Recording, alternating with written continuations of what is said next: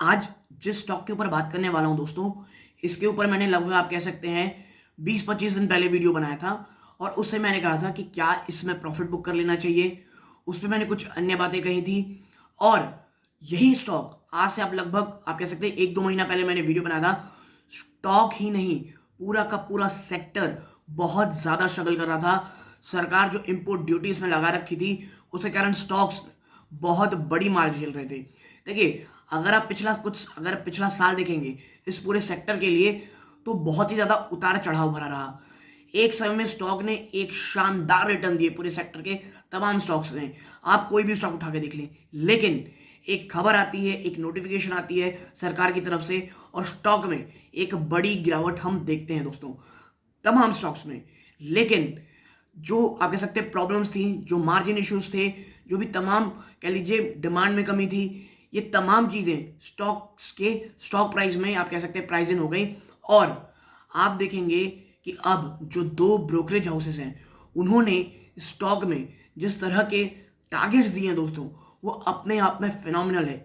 एक टारगेट देता है 150 रुपए का, और दूसरा टारगेट दे रहा है 140 रुपए का।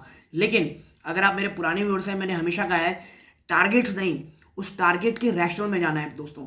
क्योंकि देखिए, कल को कुछ और हो जाएंगी चीजें, कुछ भी थोड़ी बहुत निगेटिव होंगी, ये तो अपना टारगेट बदल देंगे फट से। But as a investor, as a long term investor, हमारी नजर होनी चाहिए उस रैशनल की ओर कि भाई अगर किसी ब्रोकरेज हाउस है, चाहे वो डोमेस्टिक हो चाहे वो फॉरेन हो, वो आप कह सकते हैं उस टारगेट जो उन्होंने दिया है उसके पीछे का कारण क्या बताया है, और उसे अपने खुद की आप कह सकते हैं अपनी खुद की असेसमेंट से हमें ये पता लगाना है कि भाई ये हमारे रिस्क रिवॉर्ड रेशियो में फिट बैठता है कि नहीं, उसके बाद हमें निवेश करना चाहिए। नमस्कार दोस्तों, मेरा नाम है अमिताभ मिश्रा, और आज बात करने वाला हूं मैं स्टील सेक्टर पे, और स्पेसिफिकली टाटा स्टील पे। डिस्क्लोजर के रूप में दोस्तों, टाटा स्टील में मेरी या मेरी फैमिली मेंबर की, जिनको मैं निवेश की सलाह देता हूं, इसमें निवेशित हो सकते हैं। निवेश जिस प्राइस में है वो काफ़ी नीचे है दोस्तों, तो ये फुल डिस्क्लोजर के रूप में है। और ये कोई भी बाइंग और सेलिंग की रिकमेंडेशन नहीं है दोस्तों। आपको कोई भी खरीदारी करने से पहले खुद कुछ और रिसर्च करनी है दोस्तों, या ये स्टॉक आपके रिस्क रिवॉर्ड में फिट बैठता है कि नहीं, उसके लिए अपने वित्तीय सलाहकार से भी आप सलाह ले सकते हैं। तो अब बात करते हैं दोस्तों सबसे पहले स्टील सेक्टर की। देखिए, स्टील सेक्टर पिछले काफ़ी समय से एक बड़ी गिरावट का, या आप कह सकते हैं अगर गिरावट भी नहीं तो बहुत प्रेशर में चल रहा था दोस्तों। ठीक, उसके बाद क्या होता है दोस्तों, क्यों चल रहा था? सरकार ने इंपोर्ट ड्यूटी लगा दी, प्लस जो प्राइजेस है, जो इंटरनेशनल मार्केट में जो स्टील के प्राइजेस थे, वो बहुत नीचे आ गए दोस्तों।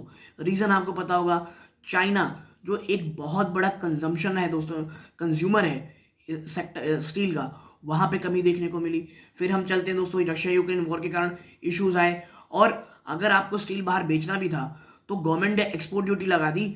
तो जो जितनी शानदार रेवेन्यू हमारी डोमेस्टिक स्टील इंडस्ट्री कलेक्ट कर सकती थी, वो नहीं कर पाई।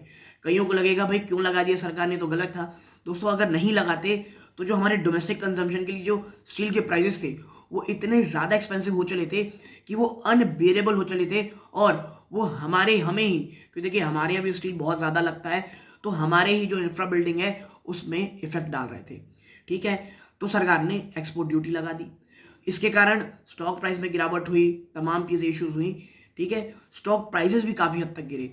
मैंने तब वीडियो बना के कहा था दोस्तों कि यही समय है लॉन्ग टर्म इन्वेस्टमेंट का। आपको बहुत अच्छी कंपनियां बहुत सस्ते रेट्स में मिल रही हैं, आप आराम से इसे एक्यूमुलेट करें। और खास करके मैंने एम्फेसाइज किया था टाटा स्टील पे दोस्तों। और जो मैं आपके साथ ब्रोकरेज हाउस की रिपोर्ट करूंगा, उनकी भी टॉप पिक टाटा स्टील है दोस्तों। और स्टॉक लगभग 90 के आसपास, और मेरे ख्याल से इसका 52 वीक लो देखेंगे 83-85 के आसपास है। लेकिन अक्सर मैं कहता हूं कि भाई जो 52 वीक लो है, या बॉटम या टॉप किसी भी स्टॉक का कोई भी नहीं बता सकता। और अगर वो बता रहा है तो फिर, अगर वो बताना ऐसा कह रहा है कि भाई मुझे पता है, तो या तो झूठ बोल रहा है या तो चीज़ें कुछ सही नहीं है दोस्तों। तो मैंने उसमें वीडियो बनाया, मैंने कहा था 90 एक ऐसा कह लीजिए सपोर्ट है कि स्टॉक उसे शायद ही तोड़ेगा। स्टॉक उसे कभी तोड़ा भी नहीं दोस्तों। जब मैं इसमें वीडियो बनाया था टाटा स्टील में, स्टॉक लगभग 92-93 के आसपास गया था। वहां से जो तेजी दिखाया, उसने कभी पीछे मुड़ के नहीं देखा। बीच में कुछ कंसोलिडेशन का फेज आया था, बट वो ठीक है दोस्तों। और एक कमेंट भी आया था, मुझे याद है जब वीडियो बनाया था मैंने, कि मेरे पास 98 रुपीज़ के आसपास है, क्या करूं। मैंने कहा था भाई अगर लॉन्ग टर्म के लिए हैं तो इतने अच्छे रेट्स में मत बेचिए, और अगर पोजिशनल ट्रेड थी, शॉर्ट टर्म के लिए है, 90 का स्टॉप लॉस लगा के लगे रहें। और वहां से दोस्तों स्टॉक अप्रॉक्सीमेटली मुझे लगता है स्टॉक अप्रॉक्सीमेटली 18 to 20% की रिटर्न अभी तक दे चुका है दोस्तों। ठीक है, तो आखिर ऐसा क्या हो गया। देखिए, सबसे पहले बात करूंगा जेफरीज की, जिसने 150 रुपए का टारगेट दिया है टाटा स्टील में दोस्तों। जी हाँ, 150 स्टील का 150 रुपए का। और अगर बड़ी बात को छोटे शब्दों में कहूं तो उन्होंने कहा है दैट वर्स्ट इज ओवर। जो भी बुरा होना था, चाहे वो मार्जिन के फ्रंट में हो, चाहे वो आप कह सकते हैं अर्निंग के फ्रंट्स में हो, वो तमाम चीजें पीछे जा चुकी हैं। और जिस तरह से चाइना से जो कुछ अच्छी खबरें निकल के आ रही हैं दोस्तों, कि वो कोविड की जो कर्व्स है उसे हटा रहे हैं, कोई भी एक मैक्रो लेवल में अगर अच्छी न्यूज स्टॉक को यहां से एक बड़ी तेजी दिखा सकती है, और उसे तो सिर्फ न्यूज के कारण ही आप देखेंगे तो बड़ी तेजी हो रही है। और अब निवेशकों को लग रहा है भाई क्या इन लेवल्स में खरीदा जा सकता है। तो देखिए, इन्वेस्टमेंट पर्पस के लिए बिल्कुल खरीद सकते हैं, लेकिन वो कंफर्ट जो 90, 95, इवन 100 में भी टाटा स्टील आपको दे रहा था, पर्सनली मुझे यहां देता हुआ नहीं लगता है। टाटा स्टील ऐसी कंपनी है, आप निवेश भी कर सकते हैं, क्योंकि अगर इसके डिविडेंड बात करूं तो वो 4.32% के आसपास है दोस्तों। 4% ऊपर की डिविडेंड डील है, लेकिन स्टॉक भाग चुका है। ये चीज आप अपने माइंड में जरूर रखिएगा। ठीक है दोस्तों। और अगर कहना चाहिए दोस्तों तो इस स्टील में दोस्तों, जो टाटा स्टील की मैं बात कर रहा हूं, इसमें एक और ब्रोकरेज हाउस जिसका नाम तो बहुत ज़्यादा पॉपुलर नहीं है, इवन मैं कहूँगा कि बहुत कम ही लोग सुने होंगे, एंटिक स्टॉक ब्रोकिंग, उन्होंने भी इस स्टॉक के ऊपर लगभग 140 रुपए का टारगेट दिया दोस्तों। और उन्होंने रैशनल जो दिया उसके पीछे बहुत सारे हैं, लेकिन वो मोर और लेस अगर आप देखेंगे सेम वही है जो जेफरीज दे रहे हैं, और जेफरीज ने इसमें 150 का टारगेट दिया दोस्तों। ठीक है, और देखिए टाटा स्टील के लिए पिछला कुछ समय काफ़ी अच्छा दिख रहा है, मुझे काफ़ी अच्छा गया है, क्योंकि अगर बात करूं कुछ न्यूज़ की दोस्तों, और मैं उसे कोट करता हूं that it will be supplying high end seating systems and panelling for the Vande Bharat express. जी हाँ दोस्तों, टाटा स्टील दोस्तों वो जो है हाई एंड सीटिंग सिस्टम और पैनलिंग सिस्टम वो किसी देगा वंदे भारत को। इतना ही नहीं दोस्तों, आप कह सकते हैं कंपोजिट मटेरियल बनाने का जिम्मा भी रेलवेज ने टाटा स्टील को दिया था वंदे भारत के लिए, ताकि जो कोचेस बने ना वो हल्की बन सकें। तो उसके लिए दोस्तों कह सकते हैं रेलवेज ने Tata Steel's fibre reinforced composite as a material उन्हें बना दिया था, ताकि जो कोचेस रहें वो हल्की रहें और 160 किलोमीटर तक की रफ्तार को पकड़ सकें। ये कुछ अच्छी न्यूज़ से निकल के आई थी इसके लिए, टाटा स्टील के लिए।